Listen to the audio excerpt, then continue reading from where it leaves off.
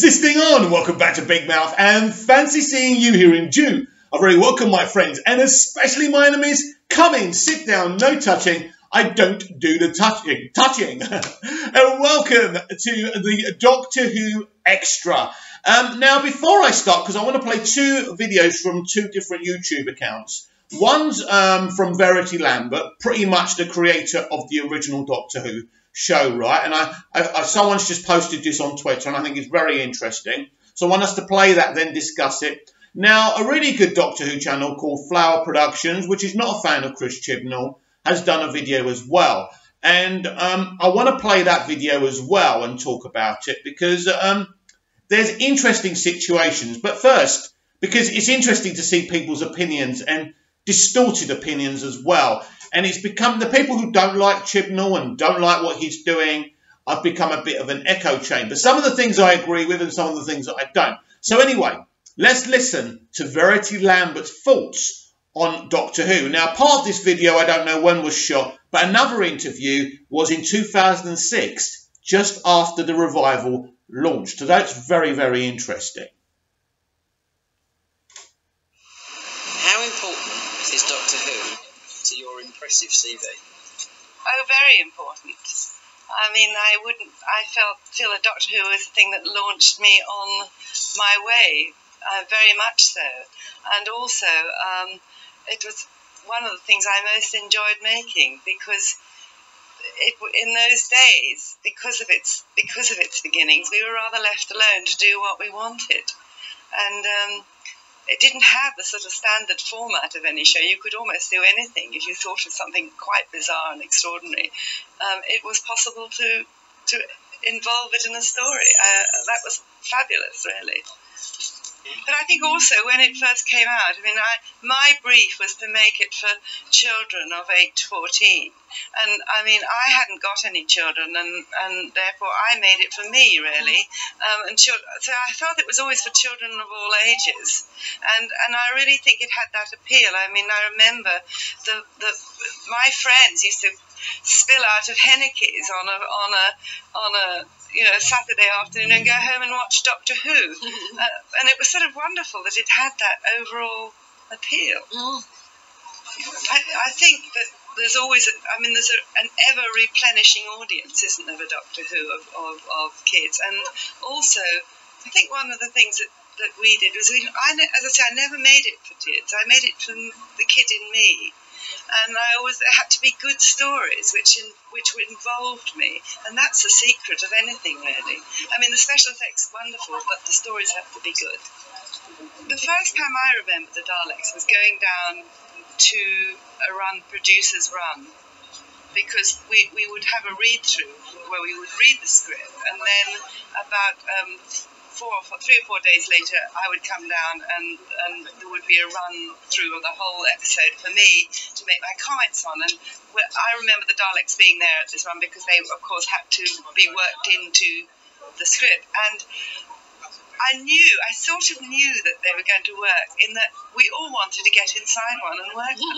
It was like suddenly having this huge toy being let loose in Hamlet, really. Lovely. And there was something magical about them, that you just wanted to get in and rush around them. And we all did, I think. Oh, yeah. If I had a criticism of the later Doctor Who's, I felt that they began to be a parody of themselves. They didn't really take themselves seriously enough, and they got a bit camp. And I think that may be why the audience started to go away, really.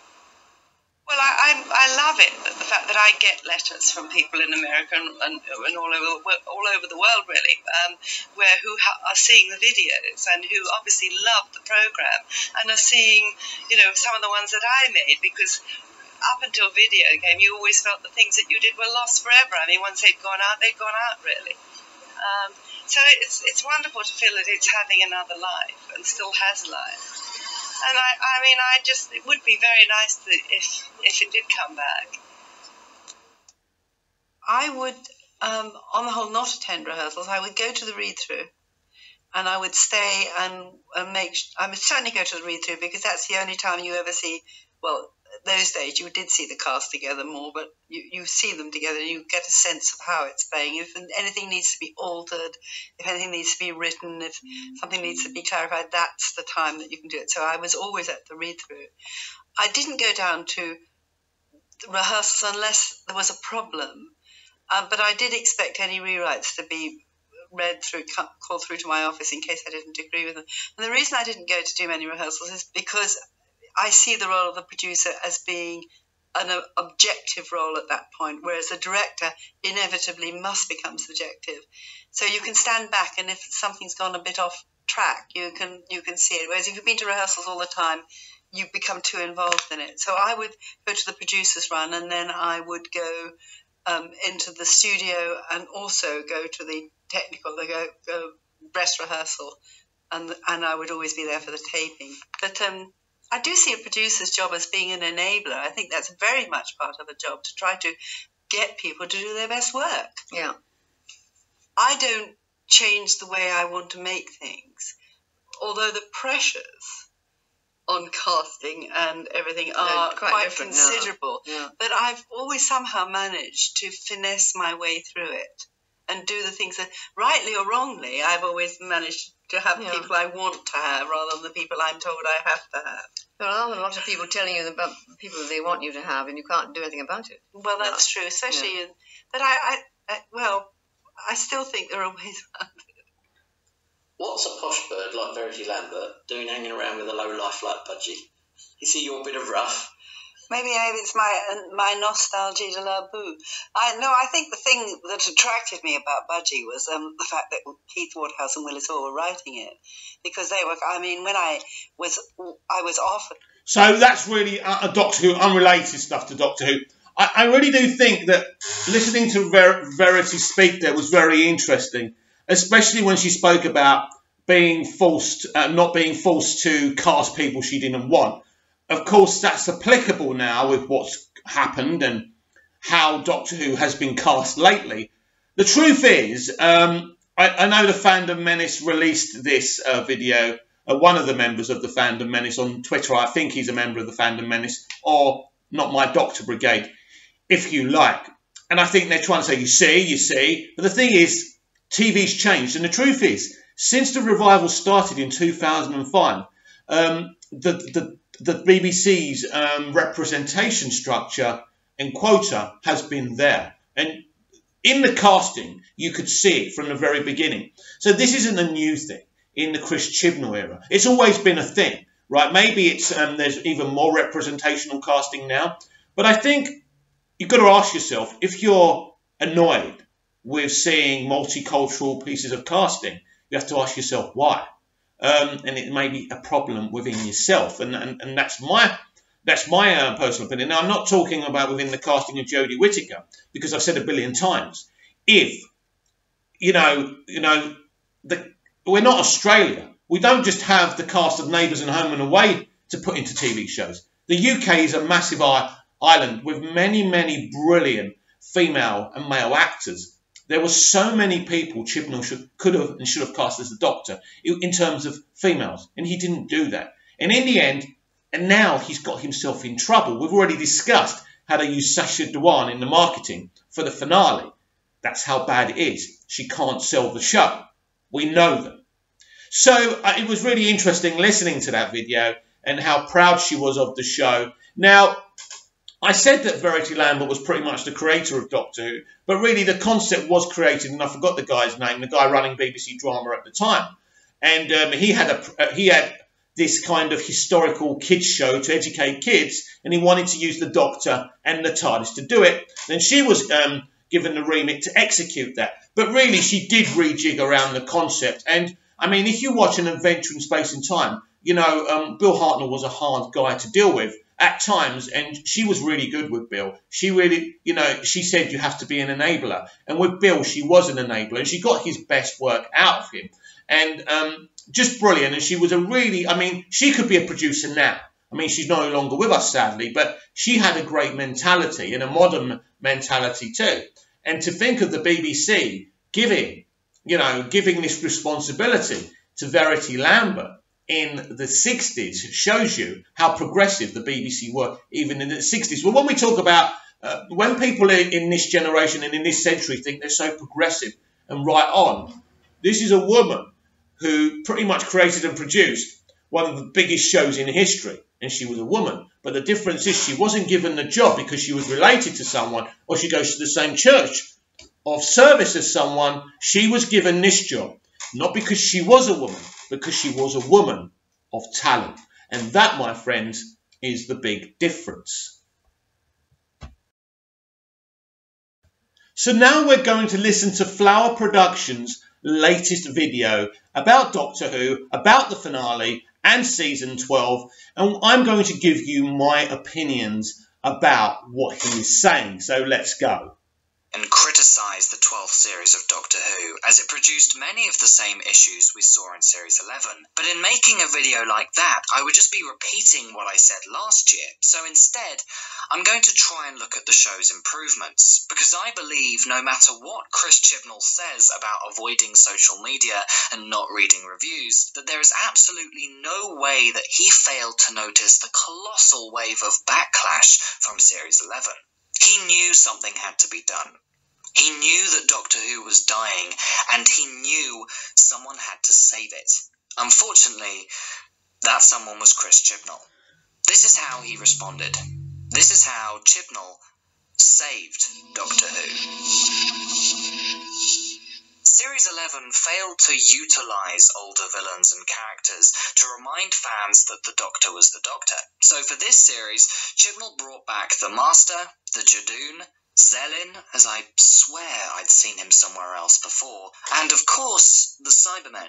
And from set leaks and the reveal of the next episode title, the Daleks are also to make another return. Whilst on paper these returns already gave Series 12 the high ground over Series 11, the reality wasn't quite so pleasing. I thought Sacha Dhawan did a good enough job acting as the Master, but his reveal was just so parodical, and I was disappointed that Chibnall didn't at least try and reference or explore the Series 10 arc of Missy gradually becoming good. Right, I've got something to say about his opinion on the Master. Everyone's entitled to their opinions. It's his opinion, it's his channel. I'm not here to start a war, but I think that Sacha Dhawan's introduction to season 12 of Doctor Who, the reveal, was beautiful. I never saw it coming. O was such a pleasant, nice nerd, and you wanted to be his mate. And the way Sacha Dhawan played it as this nice guy, you never saw it coming. And then when he reveals himself, when the Doctor catches him out in something, you're a good runner. Oh yeah, you caught me. And then he reveals himself. It is brilliant. The music is brilliant. This is one of the reasons that I kind of was inspired by Doctor Who again after what season 11 did, which it took my love for Doctor Who and it made it fall asleep. It took the flame in my heart for Doctor Who and it took its fire hydrant and put it out. But this reveal got me really excited, as well as the reveal of the Roof Doctor and the Timeless Child arc and all of that.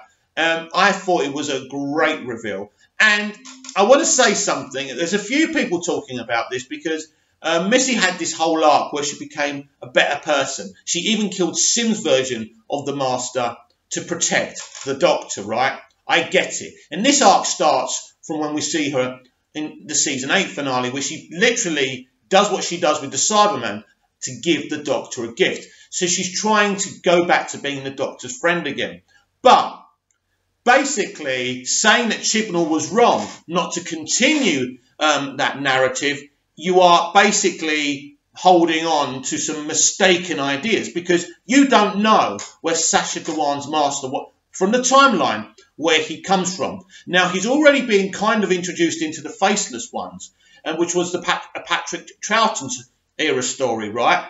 If they're doing that, that must obviously mean that Sacha Dhawan's Master isn't coming after Missy or John Sim, that he's actually in that time frame of Patrick Troughton, or even if the Roof Doctor comes just after Patrick Troughton, that could also be the Master that the Roof Doctor knows. So saying, oh, why didn't they continue this whole arc after Missy became a good person? that was wrong. No, because you, sorry, Mr. Flower Productions or whatever your name is, you don't know. You actually don't know in terms of the timeline where this master comes from. So it's actually a non-valid criticism. Also enjoyed seeing the Cybermen, and I liked their reintroduction in episode 9. But then the finale happened, and yeah, we'll get onto that later. Also, Captain Jack made a comeback for a truly meaningless appearance. I mean, really, what happened there? Did they literally just catch John Barrowman off the street one day and ask him to film a bit of dialogue? Anyone could have said those lines, but the fact that it was Jack made everyone excited about what it could mean for future episodes, which is a terribly cruel thing to do on Chibnall's part, and I think it's something that characterises many moments in this series, that being those of false hope. There were a handful of times where Chibnall missed these key opportunities for some decent plot lines. For example, when Jack dazzled onto screen, I thought it would be the indication for a Torchwood revamp of sorts, as that too was discarded alongside Unit in Spyfall. Theories also speculated that the Rachnos, or a sister species, would return, but they didn't. The Silurians could have made an appearance, perhaps even following on from where we last saw them in a Chibnall story, but they didn't. When the Orphan 55 promo pictures were released, I was among those who hoped that Graham was holding a Time Lord hypercube. I envisaged a story whereby an orphan Time Lord had escaped the Master's destruction of Gallifrey and sent a distress call for help, but no, that episode was really something else. And let's talk about Gallifrey, because ever since Hellbent... Right. That portion of the video is interesting. It comes from someone who wanted something to happen that didn't happen, so they're annoyed with the showrunner. Again, that's not a valid criticism. It just means you're disappointed because what you wanted to happen didn't happen. And that's fine. That's something all of us nerds and fans go through with whatever we watch or whatever we read. But it's not a valid criticism. Oh, the Cube didn't send some kind of Gallifreyan survivor and he wasn't sending some message. Well, it's crap then. Look, we all know, because he did criticise Orphan 55, as many people have. We know there's an issue with Chris Chibnall's standalone episodes. They're bland, and they're bland because his characters are bland, including his doctor and including her companions. We know that. So that is an absolutely valid criticism. I've wanted a series based on Gallifrey. In fact, I think Series 10 would have been elevated considerably if instead of the vault being kept underground on Earth, it was on Gallifrey, so that the Doctor could both guard Missy and sort out what could have been political hysteria after he banished Rassilon. And I think that's essentially one of the things Series 12 needed, for Gallifrey to be the place of return at the end of each episode. Because it just didn't feel right that the Doctor should discover the planet's destruction and then just not do anything about it for the majority of the series. Just imagine how beneficial it would have been for the development of Whittaker's Doctor if there was at least one episode where she had to clamber through Gallifrey's ruins in despair, looking for any survivors or possible ways to rebuild her home. Jodie Whittaker did make an improvement in this series, but she isn't the Doctor. No matter how many times she says it. There were some moments... He's right. She isn't the Doctor, no matter how many times she says it. And that's in the writing. That's within the direction that they want to take her. In terms of the Gallifrey thing, I thought the Gallifrey reveal was beautiful and compelling. But this is the Doctor. The Doctor knows nobody's surviving that.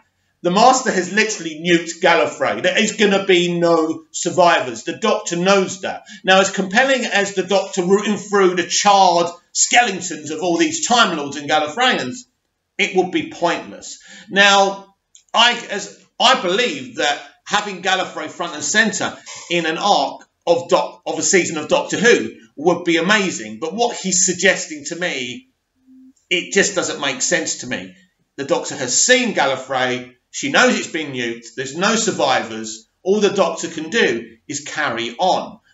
She knows the Master's behind it. What else is there to do? It's heartbreaking So I don't agree with that. But I do agree that Jodie Whittaker still doesn't feel like the Doctor. And that is through the narrative, through the writing, and through the development or the underdevelopment. And that's been a big factor still in season 12.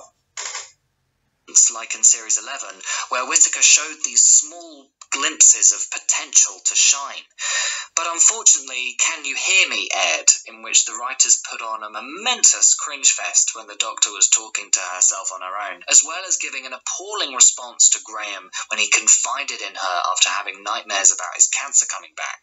Do you remember when fans used to say how Capaldi could say more in a look than he could in dialogue? That really needs to be implemented more often with Whittaker. If the Doctor really couldn't find the words to reply to Graham, then why not just give him a hug? It could have still been an awkward hug to satisfy Chip.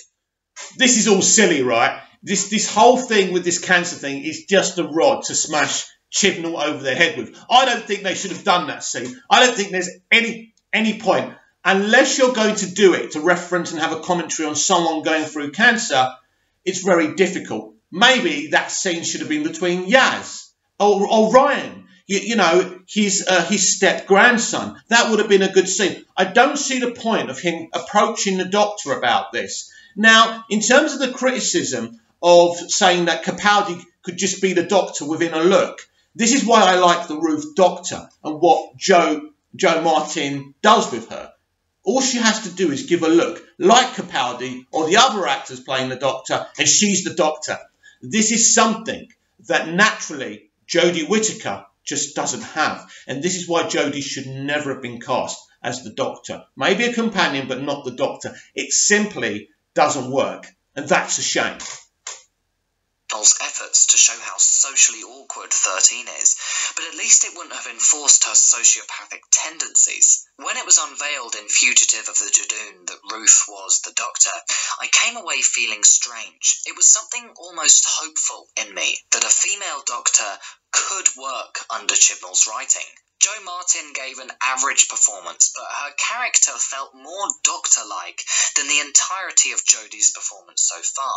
If anything, Martin's Doctor made Whittaker's look worse, as it showed that this incredibly irritating and dislikable character Chibnall has created in 13 is actually intentional, and that a real Doctor, who stands out on their own without mimicking previous incarnations' characteristics, is in fact a possibility. Unfortunately, the companions made very little improvement as believable people in this series. The problem is that they don't have an evident relationship.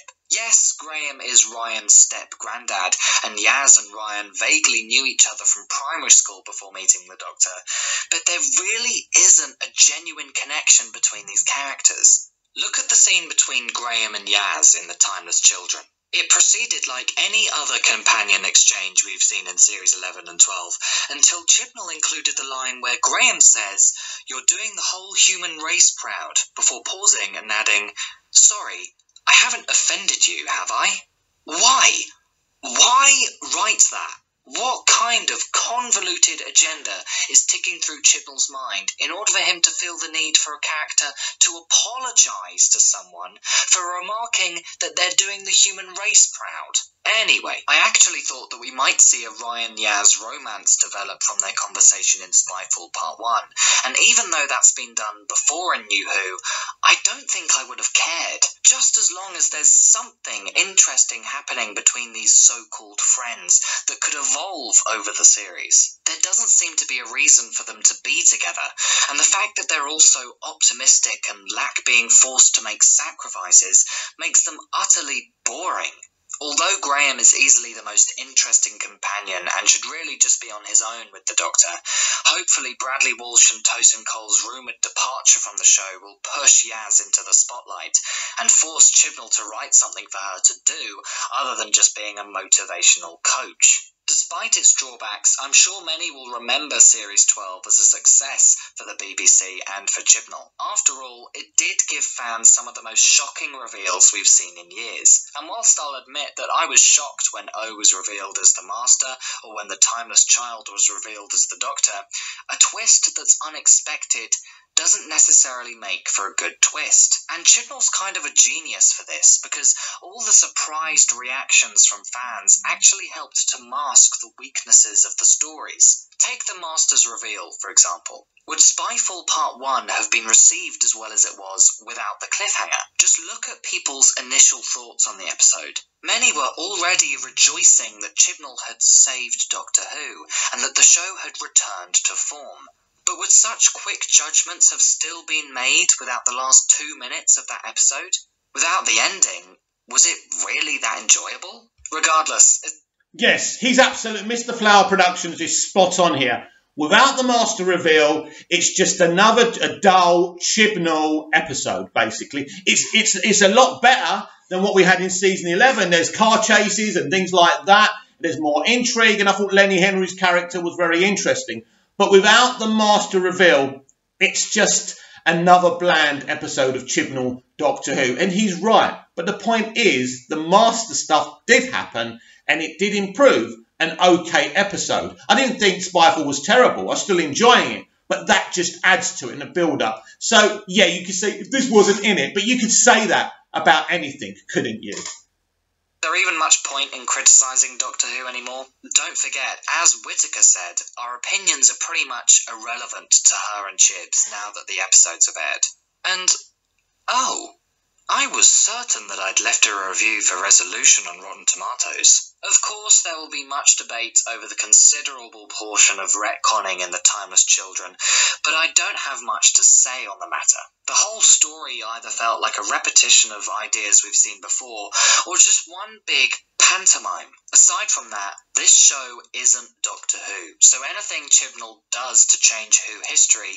doesn't really matter. The finale's rushed conclusion left many unanswered questions, such as how long had humans been crossing the boundary into Gallifrey before it was destroyed? And what did the Doctor actually do in the Division, other than grow up in Ireland, fall off a cliff, and then get a memory wiped? Something tells me that Chibnall doesn't quite know the answers either, but... Right, again, it's an invalid criticism, saying lots of unanswered questions. What about this? What about that? Yes, Mr. Flower Productions, that is the whole point. It's mystery box storytelling, and that will continue in season 13 and maybe even in season 14 for the whole entire remaining run of Chris Chibnall. That isn't a criticism. Anyway, I enjoyed listening to both those videos, and I think that's very, very interesting. Very, very interesting indeed. I thought that Flower Productions made an interesting kind of retrospective review of season 12. He always does great stuff. It's clear that he doesn't like Chibnall and what he's doing with Doctor Who. As I said before, the Ruth thing and the Timeless Child thing is interesting, and it gives bags of potential for the show. And to say, oh, you know, there's too many unanswered questions. Yes, my friend, that's the point. So let me know what you think in the comments down below. Please like, share, and subscribe. And I'll be back tomorrow with more Doctor Who Daily. See you again soon. Bye-bye.